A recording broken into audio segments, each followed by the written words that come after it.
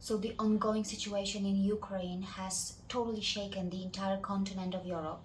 My family home is just a couple of hours from the location where the Russians have attacked. And here's my conversation with my father regarding the actual situation that is taking place around him. Tatuś, jak wygląda sytuacja na granicy polsko-ukraińskiej teraz? No to słuchaj, no to na razie tak ci mówię, że na przejściach jest ruch, bo uciekałem z Ukrainy do Polski. W jedną stronę, tam tylko w to. Okej.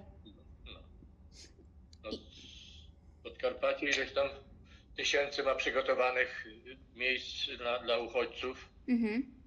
Podkarpackie, krakowskie, lubelskie, na razie tutaj ta wschodnia część Polski. Okej. No a widać już jakąś zmianę w zachowaniu ludzi w naszej okolicy? To znaczy w naszej okolicy tak może jeszcze nie widać tego zachowania, tylko dyskusje wszędzie, każdy gdziekolwiek by nie wszedł, to tylko to się słyszy ten temat, no nie, no wiadomo. No ale na przykład w sklepach albo... No to tak ci mówiłem, że jeszcze tak ruchu dzisiaj w sklepach strasznego nie było, bo byłem akurat, ale pewnie to się zacznie jutro. Wykupywanie. No a widać obecność już amerykańskich sił zbrojnych? No to w Polsce tak, wiesz, tak jak ci mówiłem, że jak wczoraj czy do tyłu parę dni, no to jeszcze nie było tej agresji na Ukrainę, to Amerykanie poruszali się swobodnie po miastach, nie? Ale dzisiaj no to już prawie wszystko jest skoncentrowane na razie czego na akcji. Ale spać możecie jeszcze, nie słychać samolotów albo helikopterów, czy słychać?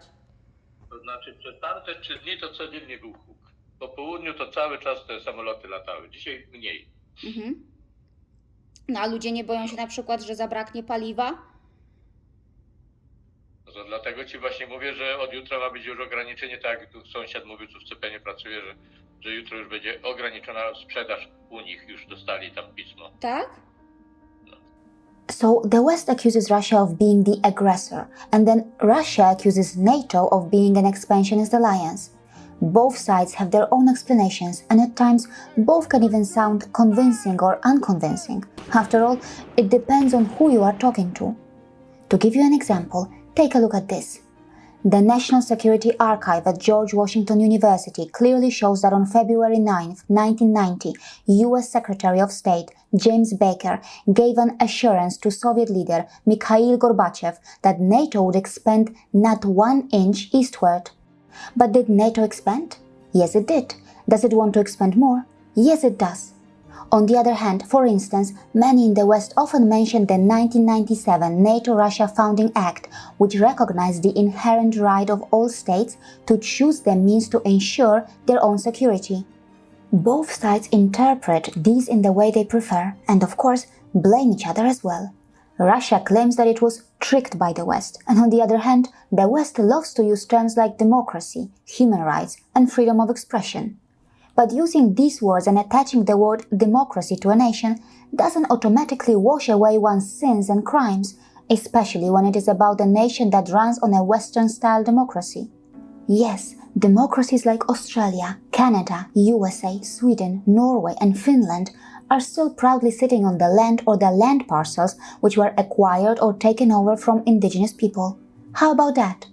Hollow secular credentials, grave human rights violations, invasions and war crimes in the Middle East and elsewhere, Christianization through force or coercion within Europe and elsewhere, homogenizing and diluting global cultures and diversity through its commercial and religious monoculture, violence against women and children, oppression of minorities, racism and discrimination, discrimination even against the Christian minorities, and the Christian sectarian violence, and then clever portrayal of its image through the global indices or ranking systems which have questionable methodologies.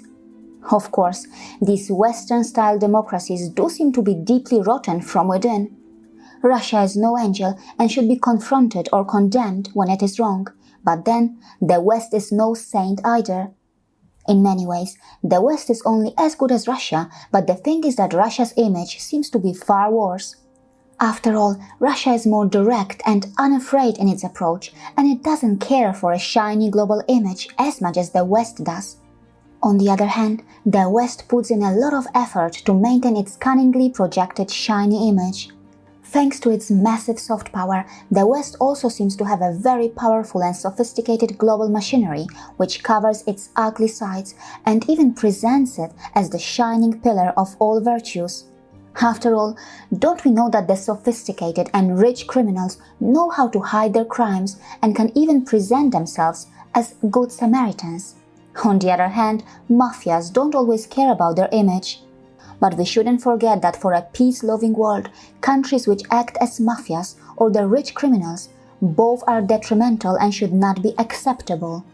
Yes, we need India to rise, a nation that may not be perfect, but still in many ways deserves the role of global leadership far more. But what an irony that this civilizational nation has been constantly exploited, vilified, and massively underappreciated. But India's true Bhartiya character doesn't really want to lead anyone. It prefers the role of a guru, a kind of figure that guides others to be better but doesn't interfere with anyone's individual independence. But will the greed-driven and power-hungry world be able to grasp India's Bhartiya wisdom? For now, I can say that it is just wishful thinking. See you again.